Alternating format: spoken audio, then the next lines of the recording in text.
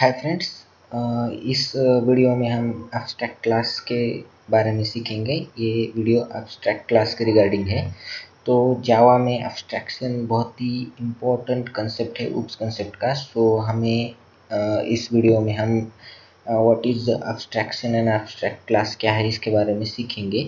तो चलो स्टार्ट करते हैं फ्रेंड कि एब्स्ट्रैक्ट क्लास क्या है। सबसे पहले कि एब्स्ट्रैक्शन क्या है, वो उस कंसेप्ट में एब्स्ट्रैक्शन एक बहुत ही इंपॉर्टेंट पार्ट है। तो एब्स्ट्रैक्शन क्या है वो सबसे पहले जानेंगे। Abstraction is a process of hiding the implementation details and showing only the functionality to the user। तो एब्स्ट्रैक्शन में क्या करते हैं हम कि इम्प्लीमेंटेशन डिटेल्स है वो यूजर से हाइड करते हैं और सिंपली उनको फंक्शनैलिटी शो करते हैं। इस डेफिनेशन के हिसाब से वही उसे ही हम एब्स्ट्रैक्शन कहते हैं। तो जावा में हम एब्स्ट्रैक्शन किस तरीके से अचीव कर सकते हैं, तो उसमें बेसिकली दो मेथड से तरीके हैं basically. First is interface and second is abstract class. Okay, first is interface and second is abstract class. Okay, तो यहाँ पर एक इम्पोर्टेंट पार्ट ये है कि इंटरफेस के बारे में मैंने पहले ही एक वीडियो अपलोड किया है, तो प्लीज़ आप जाके वहाँ पे देखिएगा इंटरफेस क्या है। मगर इस क्लास में हम टोटली फोकस एब्स्ट्रैक्ट क्लास पे करने वाले। ओके, तो एब्स्ट्रैक्शन अचीव करने के लिए हमें जावा में दो तरीके हैं। उसमें एक इंटरफेस है और सेकंड एक एब्स्ट्रैक्ट क्लास है। ओके, तो एब्स्ट्रैक्ट क्लास क्या होता है? तो basically abstract class may contain abstract method or may not contain abstract method, but object creation is not possible in the abstract class। Okay, abstract class में abstract method भी हो सकती है और दूसरी नॉर्मल मेथड भी हो सकती है, मगर एब्स्ट्रैक्ट क्लास का हम ऑब्जेक्ट नहीं बना सकते। यही कंसेप्ट है। एब्स्ट्रैक्ट क्लास का डेफिनेशन क्या है कि abstract class is nothing but abstract class may contain abstract method or may not contain abstract method, but for the abstract classes the object creation are not possible। Okay, ये इसका definition है। तो सबसे पहले abstract class में हमें बनाने से पहले कुछ दो चीज़ें हमें ध्यान देनी पड़ेगी। तो एब्स्ट्रैक्ट मेथड और नॉर्मल मेथड क्या है, इनमें से डिफरेंस क्या है वो थोड़ा देखना पड़ेगा। तो सबसे पहले मैं यहाँ पर आपको नॉर्मल मेथड क्या है वो बोलूँगा। ओके, तो नॉर्मल मेथड क्या होती है बेसिकली? तो normal method contains method declaration with method implementation. Okay, तो नॉर्मल मेथड में हम बेसिकली मेथड को डिक्लेयर भी करते हैं, उसके साथ उसका इम्प्लीमेंटेशन भी करते हैं। तो कैसा है वो, किस तरीके से करते हैं उसको? तो सबसे पहले मैं यहाँ पे एक मेथड राइट करता हूँ, void m1। ये देखिए, उसके बाद में डबल कर्ली ब्रेसेस। तो यहाँ पर देखिए मैंने मेथड भी डिक्लेयर किया है, उसके साथ उसका इम्प्लीमेंटेशन मीन सिंपली यहाँ पे मैं डबल कर्ली ब्रेसेस यहाँ पे मैंने मेंशन किया है। ओके, तो नॉर्मल मेथड क्या होता है? Simply method, normal method contains method declaration with implementation. Okay, तो नॉर्मल मेथड में हम मेथड को डिक्लेयर भी करते हैं, उसके साथ उसका इम्प्लीमेंटेशन भी राइट करते हैं। ओके, अब एब्स्ट्रैक्ट मेथड क्या होता है?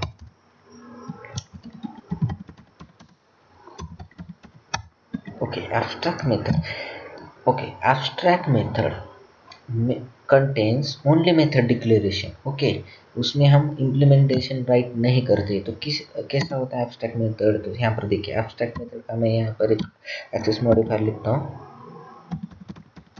Abstract method, sorry, abstract void m1।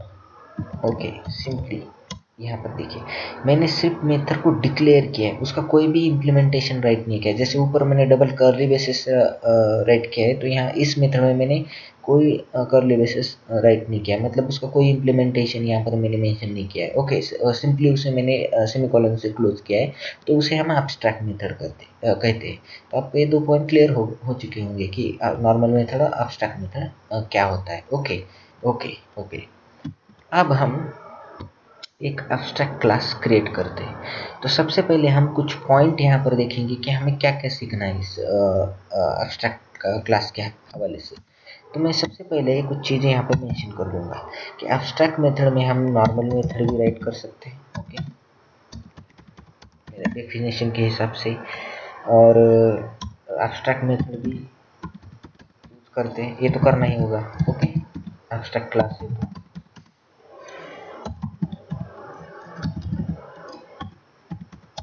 Okay. उसके बाद हम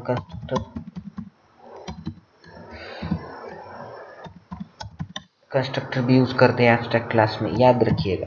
बहुत से लोग कहते हैं कि एब्स्ट्रैक्ट क्लास में कंस्ट्रक्टर नहीं यूज कर सकते, गलत फहमी हुई है उनकी। एब्स्ट्रैक्ट क्लास में हम कंस्ट्रक्टर भी मतलब राइट कर सकते हैं। ओके, तो ये कंसेप्ट इंपॉर्टेंट है। ओके, हम और एक चीज़ क्या देखने वाले कि एब्स्ट्रैक्ट क्लास में कंस्ट्रक्टर राइट कर सकते हैं, मतलब सिमिलरली हम एब्स्ट्रैक्ट क्लास में स्टैटिक ब्लॉक भी राइट कर सकते हैं। मतलब कंस्ट्रक्टर और स्टैटिक ब्लॉक, ये दो चीज़ें इनिशियलाइजेशन के हवाले से रिगार्डिंग है। ओके, तो ऑब्वियसली कंस्ट्रक्टर राइट कर सकते हैं, मतलब एब्स्ट्रैक्ट क्लास में तो स्टैटिक मेथड भी राइट कर सकते हैं, और स्टैटिक मेथड और स्टैटिक ब्लॉक भी। ओके, तो एब्स्ट्रैक्ट क्लास में हम स्टैटिक ब्लॉक भी राइट कर सकते हैं। ओके ओके, क्योंकि अब यहाँ पर देख सकते हैं आप कि कि हम कंस्ट्रक्टर भी राइट कर रहे हैं, स्टैटिक मेथड भी राइट कर रहे हैं, फिर भी हम उसका ऑब्जेक्ट क्रिएट नहीं कर सकते, क्योंकि एक जावा में कंसेप्ट क्या है कि कंस्ट्रक्टर होगा तो ऑब्वियसली हम ऑब्जेक्ट क्रिएट कर सकते हैं। अगर नहीं भी राइट किया तो कंपाइलर खुद से ही कंस्ट्रक्टर को कॉल करेगा। ओके, ऑब्जेक्ट क्रिएशन की ड्यूरिंग। ओके, तो फिर भी हम जावा में सॉरी एब्स्ट्रैक्ट क्लास में हम कंस्ट्रक्टर राइट कर सकते हैं, मगर हम उसका ऑब्जेक्ट नहीं बना सकते। ये इंपॉर्टेंट कंसेप्ट है इंटरव्यू के हिसाब से। मगर ध्यान में रखिएगा, मैंने इंटरफेस के वीडियो में मैंने बता दिया है कि इंटरफेस में हम कोई कंस्ट्रक्टर राइट नहीं कर सकते और कोई स्टैटिक ब्लॉक नहीं राइट कर सकते, मगर स्टैटिक मेथड राइट कर सकते। तो इंटरफेस में क्यों नहीं राइट कर सकते, क्योंकि इंटरफेस में बेसिकली इनिशियलाइजेशन ब्लॉक किया गया है, मगर एब्स्ट्रैक्ट क्लास में ऐसा कोई भी चीज़ नहीं है। तो एब्स्ट्रैक्ट क्लास में हम कंस्ट्रक्टर भी और स्टैटिक ब्लॉक भी राइट कर सकते हैं। ओके, वेरिएबल भी मेंशन कर सकते हैं इसमें। ओके ओके, वेरिएबल भी हम यहाँ पर मेंशन कर सकते हैं। Okay, sorry for spelling mistake. Okay, then हम उसके अंदर और क्या कर सकते हैं हम, ओके, इंस्टेंस ब्लॉक भी हम राइट कर सकते हैं।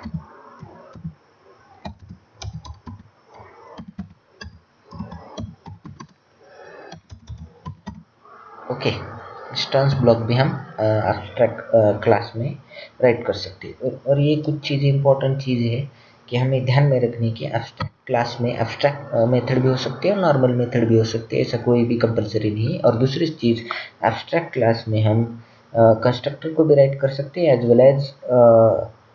वेल एज उसके अंदर हम स्टैटिक ब्लॉक को भी राइट कर सकते हैं। ओके ओके ओके, अब हम एक एब्स्ट्रैक्ट क्लास क्रिएट करेंगे। ओके, स्पेलिंग मिस्टेक है। Okay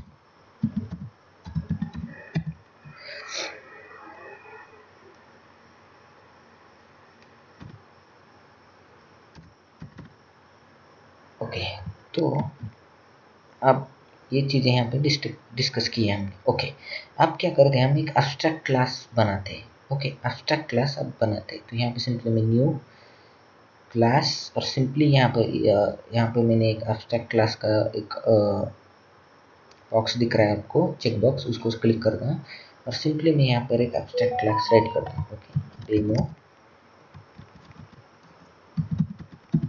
abstract. ओके, ये इस नाम से मैंने एक क्लास बनाया। ओके, और सिंपली मैं इसको फिनिश कर देता हूँ। ओके, यहाँ पर एक एब्स्ट्रैक्ट क्लास बन गया। तो सबसे पहले कंडीशन क्या थी, हमने उस पॉइंट में देखा था कि एब्स्ट्रैक्ट क्लास में हम नॉर्मल मेथड और एब्स्ट्रैक्ट मेथड भी राइट कर सकते हैं। तो मैं सिंपली यहाँ पर एक एब्स्ट्रैक्ट मेथड राइट कर देता हूँ,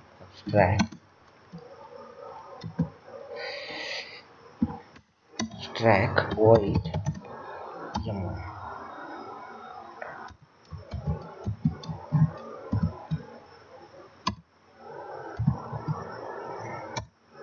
ओके, एक एब्स्ट्रैक्ट मेथड भी मैंने राइट की इस एब्स्ट्रैक्ट क्लास में। ओके, सेकंड कंसेप्ट क्या है कि हम नॉर्मल मेथड भी राइट कर सकते हैं। वॉइड यम, सिंपली यहाँ पर देखिए मैंने नॉर्मल मेथड भी यहाँ पे मेंशन कर दिया है। ओके, ओके M2 सर, ये देखिए ये दोनों भी कंडीशन करेक्ट है एब्स्ट्रैक्ट क्लास के डेफिनेशन के हिसाब से। ओके, और एक कंडीशन आपको ध्यान में देखिएगा कि डेफिनेशन में मैंने क्या कहा था कि एब्स्ट्रैक्ट क्लास में कंटेन्स एब्स्ट्रैक्ट मेथड और may not contain abstract method but for the abstract classes object creation are not possible. मतलब क्या है, यहाँ पर देखिए मैंने सिंपली इसको मैं यहाँ पर कोई भी कंपाइल टाइम एरर नहीं दिखा रहा है, तो सिंपली मैं देख सकते कि ये मैंने जो राइट किया है मैं दो मेथड वो करेक्ट है। ओके, तो मैं इसको थोड़ा डिलीट कर देता हूँ, फिर से यहाँ पर मैं अब कुछ नॉर्मल मेथड राइट कर सकता हूँ डेफिनेशन के हिसाब से। वॉइड m1, ओके ये राइट किया मैंने और कोई कंपाइल टाइम एरर नहीं दिखा रहा है। पेस्ट कर देता हूँ यहाँ पर, पेस्ट करता हूँ। ये कंपाइल टाइम एरर होगा तो सिंपली इक्लिप्स में आपको सिंपली रेड दिखाएगा। ओके ओके, तो यहाँ पर देखिए इसको मैं नाम चेंज करता हूँ M2 और M3। ओके, तो ये करेक्ट है क्या एब्स्ट्रैक्ट क्लास के हिसाब से? तो एब्स्ट्रैक्ट क्लास के हिसाब से करेक्ट है क्या? तो ऑब्वियसली करेक्ट है, क्योंकि मैंने डेफिनेशन में कहा था कि एब्स्ट्रैक्ट क्लास में कंटेंट एब्स्ट्रैक्ट मेथड और may not content abstract method. यहाँ पे एब्स्ट्रैक्ट क्लास में आपको कोई कंपलसरी नहीं है कि आपका एब्स्ट्रैक्ट मेथड होना ही चाहिए, नॉर्मल मेथड भी हो सकते हैं, मगर ऑब्जेक्ट क्रिएट उसका नहीं कर सकते। यही है डेफिनेशन। ओके, अब थोड़ा इसके बारे में हम डिटेल में सीखेंगे। ओके, तो सिंपली मैं यहाँ पे क्या करता हूँ, वॉइड m1, यहाँ पर मैंने एक एब्स्ट्रैक्ट मेथड डिक्लेयर किया। तो यहाँ पर देखिए आपको वर्ड से पहले एब्स्ट्रैक्ट लिखना ही होगा, नहीं तो ये आपको कंपाइल टाइम एरर दिखाएगा। तो सिंपली मैं इसको क्या करता हूँ, यहाँ पर चेंज इनटू एब्स्ट्रैक्ट, ये देखिए आ गया, हो गया करेक्ट। ओके, उसके बाद यहाँ पर मैं एक नॉर्मल मेथड लिखता हूँ m2। ओके, मैंने नॉर्मल मेथड लिया, उसको सेव कर दिया। ये हो गया आपका एब्स्ट्रैक्ट क्लास। और एक दूसरी इंपॉर्टेंट चीज़, अब इसका मैं ऑब्जेक्ट क्रिएट तो नहीं कर सकता, तो इस मेथड को मुझे किस तरीके से कॉल कर सकते हैं, किस तरीके से इस मेथड को हम कॉल करके एग्जीक्यूट कर सकते हैं। तो सिंपली आपको एक इम्प्लीमेंटेशन क्लास बनाना पड़ेगा, मतलब चाइल्ड क्लास चाहिए इसके लिए आपको इम्प्लीमेंट करने के लिए। ओके, एब्स्ट्रैक्ट क्लास के लिए। तो सिंपली मैं यहाँ पे एक चाइल्ड क्लास बना देता हूँ, इम्प्लीमेंटेशन क्लास, शॉर्ट में लिखता हूँ मैं सिंपली, और उसको सिंपली इसके अंदर मेन मेथड मेंशन कर देता हूँ।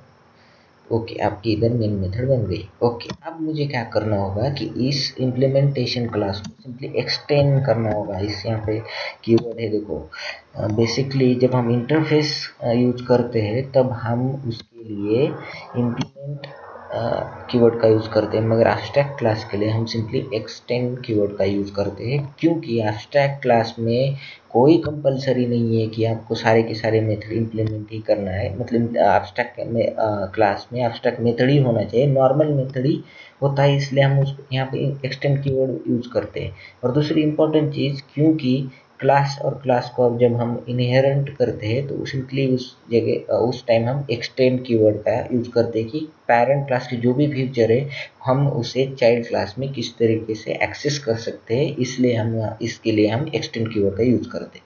तो सिंपली मैं इसको एक्सटेंड कर रहा हूँ और सिंपली यहाँ पर मैं एब्स्ट्रैक्ट का जो क्लास है उसको मैं मेंशन कर देता हूँ एब्स्ट्रैक्ट। ओके, तो जैसे मैं इसको मेंशन करूंगा तो यहाँ पर आपको रेड दिखाई देगा। वो क्या कहेगा, भाई आपके पेरेंट क्लास में अनइम्प्लीमेंट मेथड है, तो सिंपली यहाँ पे आप उसको इम्प्लीमेंट कर दीजिएगा। तो सिंपली मैं इसको ऐड करता हूँ अनइम्प्लीमेंट मेथड को, तो यहाँ पे देखिए इम्प्लीमेंट हो चुका है।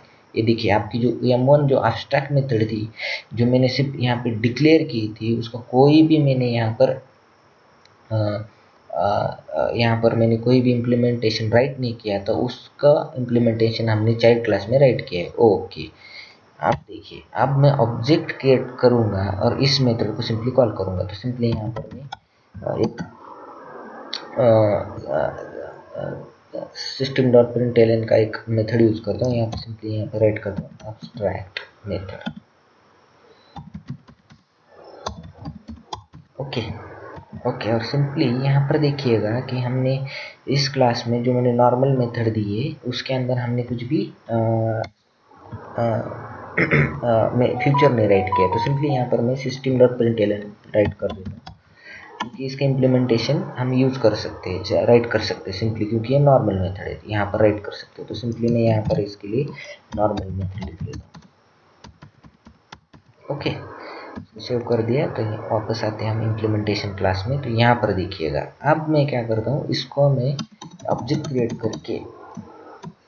क्रिएट करके इसको कॉल करता हूँ। तो कंडीशन क्या है कि एब्स्ट्रैक्ट क्लास का हम ऑब्जेक्ट क्रिएट नहीं कर सकते, मगर अगर हमें इस मेथड को कॉल करना है तो हमें पेरेंट क्लास का रेफरेंस लेके चाइल्ड क्लास का यूज करके हम ऑब्जेक्ट क्रिएट कर सकते हैं। याद रखिएगा, चाइल्ड क्लास नॉर्मल क्लास है, इसका यूज करके हम सिंपली पेरेंट क्लास के मेथड को हम कॉल कर सकते हैं। तो सबसे पहले मैं क्या करूँगा, इस पेरेंट क्लास का नेम यहाँ यूज करूँगा।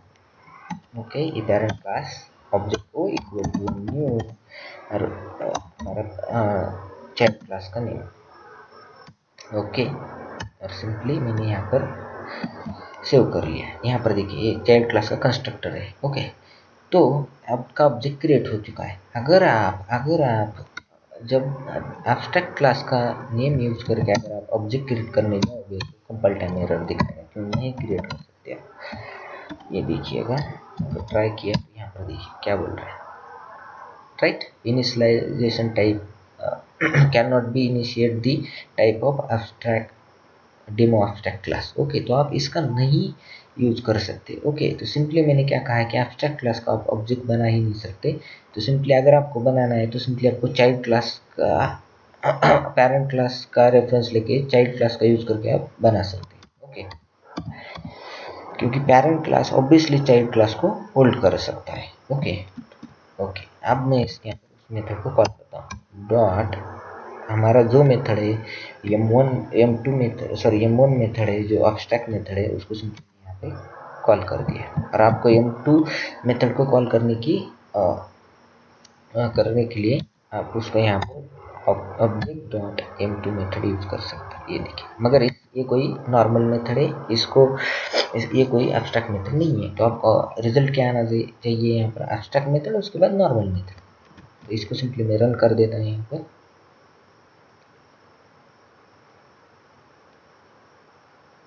व्हाट हैपन, ओके, ये देखिए एब्स्ट्रैक्ट मेथड और नॉर्मल मेथड यहाँ पर देख सकिए। जो एब्स्ट्रैक्ट मेथड यहाँ पे राइट किया था, सॉरी यहाँ पर ये देखिए, उसका इम्प्लीमेंटेशन हमने चाइल्ड क्लास में किया था, यहाँ पर वो कॉल हो चुका है, यहाँ पर प्रिंट हो चुका है, और नॉर्मल मेथड भी प्रिंट हो चुका है। ओके, ये कंसेप्ट आपका क्लियर हो गया। अब हमारा दूसरा इंपॉर्टेंट कंसेप्ट क्या है कि मैंने कुछ यहाँ पर क्या लिखा था कि आप एब्स्ट्रैक्ट क्लास में कंस्ट्रक्टर को भी राइट कर सकते हैं। ओके, तो देखिएगा यहाँ पर, तो यहाँ पर मैं एब्स्ट्रैक्ट क्लास में सिंपली कंस्ट्रक्टर को राइट कर देता हूँ। ओके, तो सबसे पहले मैं यहाँ पर इन चीज़ों को मैं थोड़ा डिलीट कर देता हूँ। ओके, तो वापस मैं यहाँ पर आता हूँ, सॉरी यहाँ पर। ओके, और सिंपली यहाँ पर मैं कंस्ट्रक्टर क्रिएट कर देता हूँ। ओके, ओके,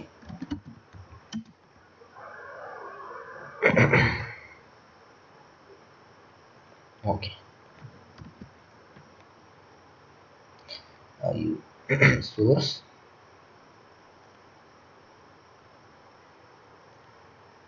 ओके, आ गया। सिंपली मैं यहाँ पर क्या करता हूँ, इसको डिलीट कर देता हूँ, सुपर कीवर्ड को भी डिलीट कर देता हूँ, और सिंपली यहाँ पर एक प्रिंट एलन मेथड कॉल करता हूँ। इसको क्या करता हूँ, पेरेंट क्लास। ओके, उसके बाद मैं क्या करता हूँ, सिंपली और एक क्लास इसके अंदर बना देता हूँ, इस फाइल के अंदर। ओके, थोड़ा एक अच्छे तरीके से हम इसको थोड़ा ट्रिकी बनाते हैं, तो आपको अंडरस्टैंड होगा। कुछ और कंसेप्ट है वो सिंपली आपको अंडरस्टैंड होने के लिए। तो सिंपली मैं यहाँ पर एक क्लास बनाता हूँ, abstract class child okay, otherwise test1। Okay, test1।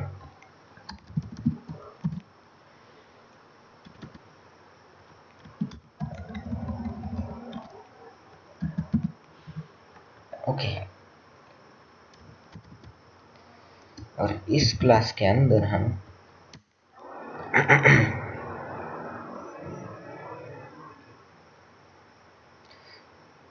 what is the problem with that?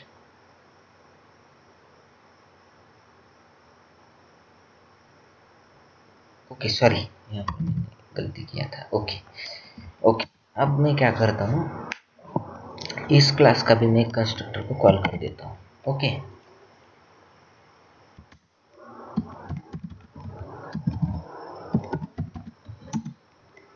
Okay, तो यहाँ पर सिंपली मैं और एक प्रिंट का स्टेटमेंट कॉल करता हूँ। ओके, तो इसको मैं child one test one class. Okay, और एक मैं एब्स्ट्रैक्ट क्लास बना देता हूँ। तो सबसे पहले मैं इसको एक्सटेंड करता हूँ कि ये इसका पेरेंट क्लास क्या होगा। यहाँ पर इसका पेरेंट क्लास होगा डेमो एब्स्ट्रैक्ट क्लास, ध्यान में रखिएगा। और एक मैं यहाँ पर एक क्लास बनाता हूँ मैं, abstract class test two. Okay, simply मैं कंस्ट्रक्टर कॉल करता हूँ और यहाँ पर एक स्टेटमेंट लिखता हूँ, टेस्ट2। ओके, ये हमने कंस्ट्रक्टर बना दिया और इसको सिंपली एक्सटेंड में टेस्ट1 क्लास करता हूँ। इसका पेरेंट क्लास क्या होगा, टेस्ट1। ओके, तो यहाँ पर देखिएगा, जो हम इसका टेस्ट1 का पेरेंट क्लास क्या है, डेमो एब्स्ट्रैक्ट क्लास, और टेस्ट2 का क्या है, टेस्ट1 क्लास। मतलब क्या है कि टेस्ट2 क्लास है वो class indirectly demo abstract class को इनहेरिट कर रहा है। मतलब हमें जावा में मल्टीपल इनहेरिट नहीं कर सकते, हम मल्टी लेवल इनहेरिटेंस कर सकते हैं जावा में। ओके, तो सिंपली टेस्ट2 क्लास का इनडायरेक्टली एब्स्ट्रैक्ट क्लास है demo abstract class. Okay okay, तो एक कंसेप्ट क्लियर हो गया। अब दूसरा मेरा कंसेप्ट क्या है कि आप सिंपली इसको थोड़ी देर के लिए स्टॉप करिए वीडियो को, और एक इसका आउटपुट सोचिएगा। ओके, इसका आउटपुट सोचिएगा कि अगर मैं टेस्ट2 को लेकर एक ऑब्जेक्ट क्रिएट करता हूँ, मैं इस पेरेंट क्लास को, टेस्ट2 पेरेंट क्लास समझ के इस चाइल्ड क्लास का यूज करके मैं एक ऑब्जेक्ट क्रिएट करूँगा, तब मुझे आउटपुट क्या आना चाहिए। सबसे पहले कौन सा कंस्ट्रक्टर कॉल होना चाहिए।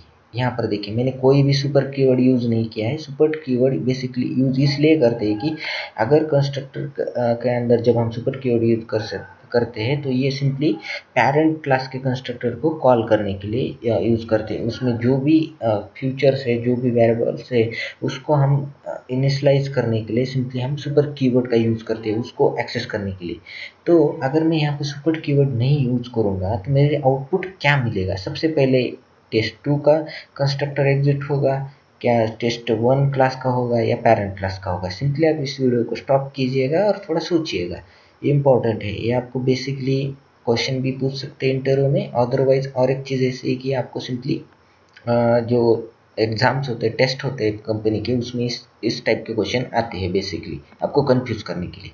ओके, तो सिंपली आप इसको सोचिएगा कि आउटपुट मुझे क्या मिलेगा। तो चलो हम इसको थोड़ा इम्प्लीमेंट करते हैं। तो मैं यहाँ पर आपको आउटपुट बता देता हूँ।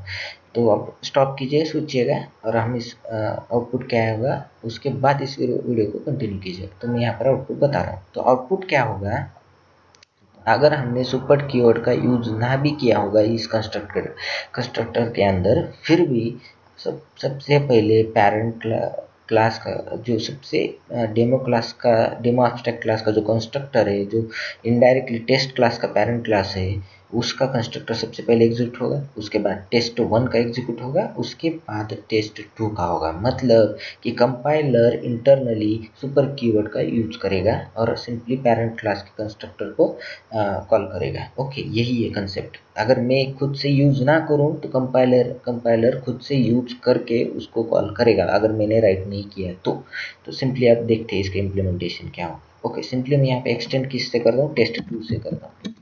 इसको मैं पेरेंट क्लास करूँगा इम्प्लीमेंटेशन क्लास के लिए कंसिडर। ओके, तो यहाँ पर रेफरेंस क्या करूँगा मैं, सिंपली टेस्ट2।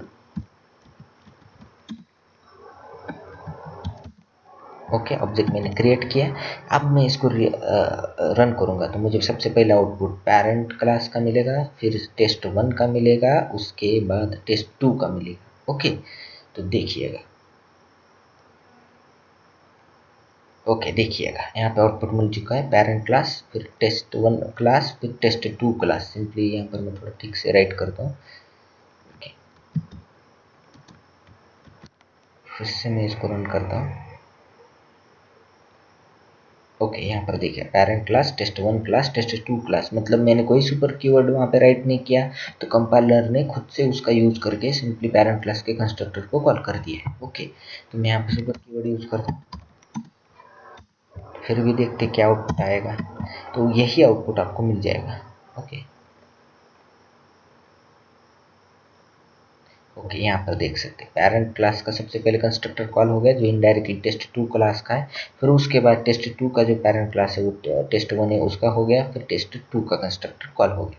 यही है इंपॉर्टेंट पॉइंट, आपको इंटरव्यू में पूछ सकते हैं और अदरवाइज जावा के टेस्ट में पूछ सकता है, तो इसको थोड़ा याद रखिएगा। ओके, आपके ये भी कंसेप्ट क्लियर हो चुके हैं।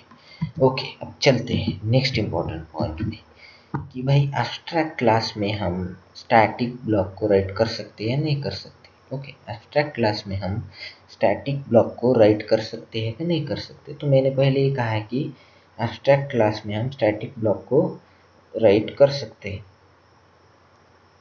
तो किस तरीके से हम उसका यूज कर सकते हैं कि स्टैटिक ब्लॉक और कंस्ट्रक्टर बेसिकली इनिशियलाइजेशन के लिए हम यूज करते हैं बेसिकली जावा में। ओके, तो उसको उसका यूज करने के बाद हमें आउटपुट क्या मिलेगा उसके बारे में थोड़ा सोचते हैं यहाँ। ओके ओके, चलो, तो मैं यहाँ पर क्या करता हूँ कि सिंपली मैं इस कंस्ट्रक्टर को एक पेरेंट क्लास का कंस्ट्रक्टर वैसे ही रहने देता हूँ और इन दो क्लास को मैं यहाँ पे डिलीट कर देता हूँ। ओके ओके, उसके बाद मैं क्या करता हूँ यहाँ पर एक स्टैटिक ब्लॉक राइट करता हूँ। ओके,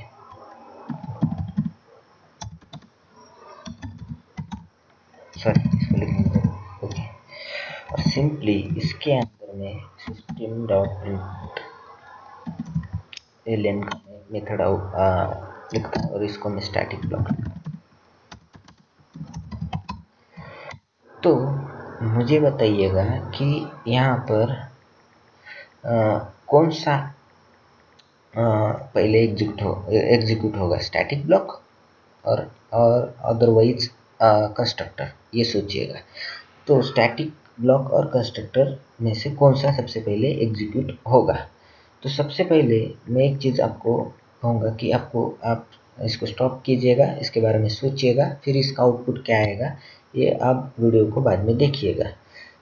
तो सब यहाँ पर मैं आपको क्लियर कर देता हूँ कि स्टैटिक ब्लॉक सबसे पहले एग्जीक्यूट होगा। तो क्यों होगा भाई, क्योंकि यहाँ आपको पता है जब भी क्लास हम लोड होता है तब सबसे पहले स्टैटिक चीज़ें लोड हो जाती है, मतलब स्टैटिक वेरिएबल हो या स्टैटिक ब्लॉक हो, ये दोनों ही सबसे पहले लोड होंगे। जब class during the class load होता है तब स्टैटिक ब्लॉक लोड होगा।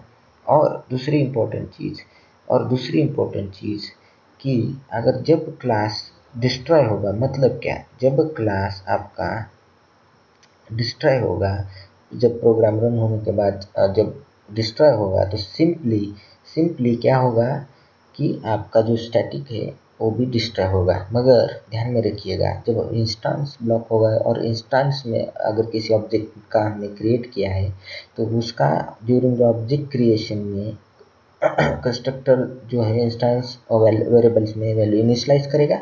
उसके बाद जब जब जब ब्लॉक डिस्ट्रॉय सॉरी जब ऑब्जेक्ट डिस्ट्रॉय होगा तब इंस्टेंस वेरिएबल और इंस्टेंस ऑब्जेक्ट डिस्ट्रॉय होंगे, दोनों में अंतर है।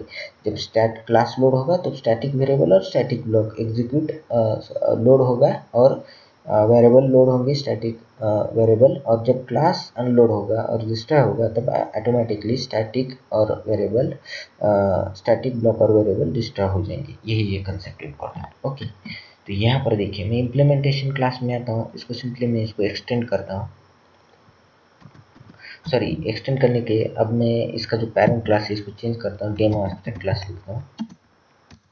और सिंपली यहाँ पर मैं क्या करता हूँ कि इसका जो पेरेंट क्लास है वो डेमो एब्स्ट्रैक्ट क्लास ले लेता हूँ और सिंपली मैं इसको जब रन करूँगा तब मुझे इसके अंदर सबसे पहले स्टैटिक ब्लॉक रन एग्जीक्यूट होगा, उसके बाद कंस्ट्रक्टर एग्जीक्यूट होगा। ओके, तो यहाँ पर देखिएगा मैं इसको रन करूँगा। ओके, ये देखिए स्टैटिक ब्लॉक सबसे पहले एग्जीक्यूट हो गया, फिर पेरेंट क्लास एग्जीक्यूट हो चुका है। स्टैटिक ब्लॉक के बाद पेरेंट जो पेरेंट क्लास का जो कंस्ट्रक्टर है वो एग्जीक्यूट हो गया, और सबसे पहले स्टैटिक ब्लॉक एग्जीक्यूट हो गया, मतलब class during the class load होता है तब ऑटोमेटिकली सबसे पहले स्टैटिक ब्लॉक और स्टैटिक वेरिएबल लोड होते हैं। तो यहाँ पर आपका एक कंसेप्ट क्लियर हो गया। और दूसरी इंपॉर्टेंट चीज़ कि हम स्टैटिक ब्लॉक भी एब्स्ट्रैक्ट क्लास में राइट कर सकते हैं, इसका भी हमने आपको प्रूफ दे दिया। अब वेरिएबल में देखते हैं। हम यहाँ पर क्या करेंगे, कुछ वेरिएबल बनाएंगे, उसके बाद हम यहाँ पे आर्गुमेंट कंस्ट्रक्टर का यूज करेंगे। ओके, तो वो आपको कोई सवाल भी पूछ सकता है कि हम नॉन आर्गुमेंट कंस्ट्रक्टर तो राइट कर सकते हैं एब्स्ट्रैक्ट क्लास में, क्या हम आर्गुमेंट कंस्ट्रक्टर राइट कर सकते हैं कि नहीं? तो ऑब्वियसली कर सकते हैं। तो हम उसके अंदर वेरिएबल यूज करके हम कुछ एक कंस्ट्रक्टर बना देते हैं। तो सबसे पहले मैं इसको डिलीट कर देता हूँ, इसको, इस चीज़ को, नहीं तो रहने देता हूँ आपको समझने के लिए। तो सिंपली यहाँ पे एक वेरिएबल क्रिएट करते हैं।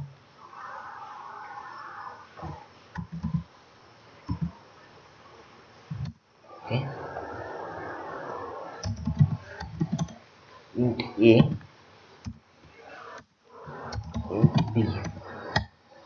ओके, और इसका यूज करके हम एक आर्गुमेंट कंस्ट्रक्टर बनाते हैं यूजिंग फील्ड। यहाँ पर देखिए सोर्स में जाना है, यहाँ पे जनरेट कंस्ट्रक्टर यूजिंग फील्ड, और सिंपली ये दो वेरिएबल हम यूज करने वाले हैं, और सिंपली मैं इसको बना देता हूँ। ओके ओके, यहाँ पर देखिए कंस्ट्रक्टर आपका बन चुका है। मतलब जैसे ही इसके अंदर वैल्यू इनिशियलाइज होगी, जो चाइल्ड क्लास में मैं पास करने वाला हूँ, जैसे ही वैल्यू कंस्ट्रक्टर इस वेरिएबल में इनिशियलाइज करेगा, वो वैल्यू सिंपली कंस्ट्रक्टर इस इंस्टांस वेरिएबल में सिंपली वेरिएबल इनिशियलाइज कर देगा। तो उसके लिए मैं क्या करता हूँ, यहाँ पर एक डिस्प्ले मेथड राइट करता हूँ। ओके, और इसके लिए मैं डिस्प्ले मेथड राइट करने के बाद सिस्टम, ओके, यहाँ पर मैं क्या करता हूँ, ऐड करता हूँ दो वेरिएबल को, ए प्लस बी। ओके, मैं इसको ऐड कर दूंगा, तो हमें आउटपुट एडिशन उसका आना चाहिए, जो भी मैं वैल्यू इसके अंदर पास करूंगा इम्प्लीमेंटेशन क्लास में। तो सिंपली मैं यहाँ पर कुछ भी नहीं किया, सिंपली वेरिएबल यहाँ पे मेंशन कर दिए, उसका आर्गुमेंट कंस्ट्रक्टर बना दिया है। जैसे ही मैं कुछ वैल्यू इसके अंदर पास करूंगा इम्प्लीमेंटेशन क्लास के अंदर, तो ये कंस्ट्रक्टर क्या करेगा, इसको इनिशियलाइज करेगा इंस्टांस वेरिएबल में। तो यहाँ पर मैं आता हूँ इम्प्लीमेंटेशन क्लास में, और सिंपली मैं क्या करता हूँ कि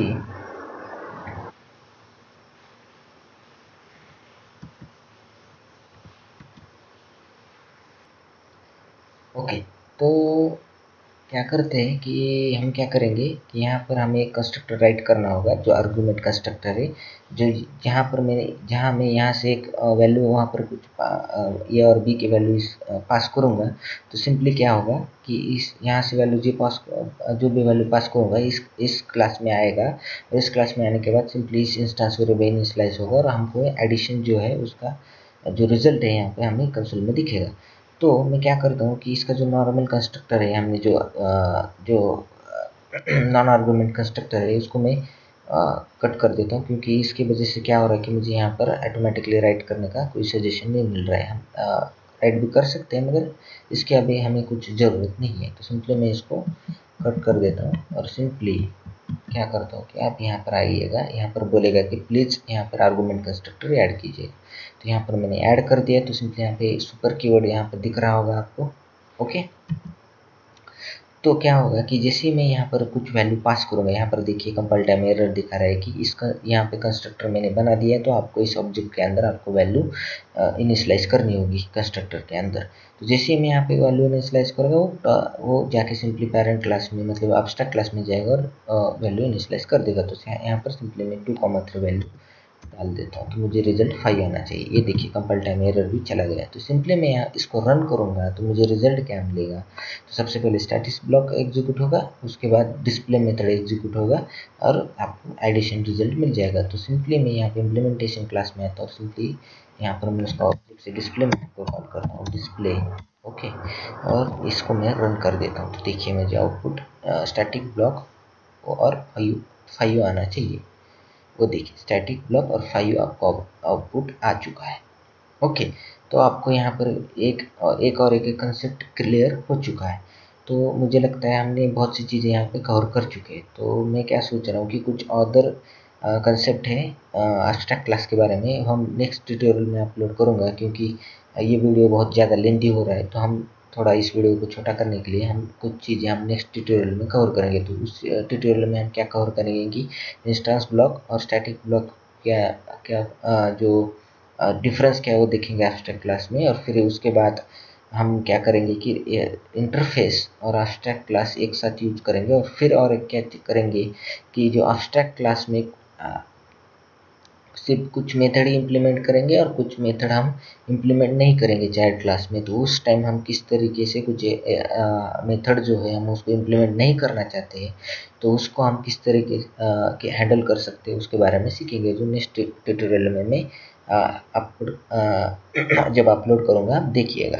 तो सिंपली इस क्लास में इतना ही, क्योंकि बहुत लेंदी हो रहा है हमारा वीडियो। तो सबसे पहले थोड़ा रिवाइज कर लेते हैं कि एब्स्ट्रैक्ट क्लास क्या है। तो एब्स्ट्रैक्शन क्या है? तो abstraction is process of hiding the implementation details and showing only the functionality. मतलब इस एब्स्ट्रैक्ट क्लास में हम सिर्फ मेथड को डिफाइन करते हैं, उसका कोई भी इम्प्लीमेंटेशन राइट नहीं करते।